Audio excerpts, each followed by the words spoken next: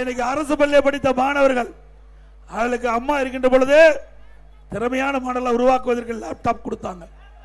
அதையும் நிறுத்திட்டாங்க.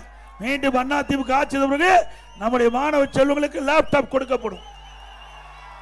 அரசு பள்ளியை படிக்கின்ற மாணவர்கள் அந்த மாணவர்கள் இன்றைக்கு மருத்துவராக வேண்டும். அரசு பள்ளி படிக்கின்ற பெரும்பாலான மாணவர்கள் ஏழை தொழிலாளி, ஏழை விவசாயி, இப்படி நடத்துகிற குடும்பத்தை சேர்ந்தவர்கள் அரசு பள்ளியை படிக்கின்றார். அந்த மாணவருடைய கனவு நனவாக என்பதற்காக 7.5% உள்ளிடஒதுக்கீடை கொண்டு வந்து அதிமுக ஆட்சியில் சட்டம் இயற்றப்பட்டு அமல்படுத்தப்பட்டு இன்றைய தினம் 2818 பேர் இந்த திட்டத்தின் மூலமாக மருத்துவ கல்வி கிடைச்சிருக்குது. இன்றைக்கு காலையில் ஆலோசனை கூட்டம் திருப்பூர் மாநகரத்தில் நடந்தது. 9 மாணவர்கள் இந்த 7.5% இடஒதுக்கீட்டில் தேர்வாகி என்னிடத்தில் வந்து ஆசி வாங்கிட்டு போனாங்க. ஏழைகளை காக்கின்ற அரசு என்பதற்கு இதுவே உதாரணம்.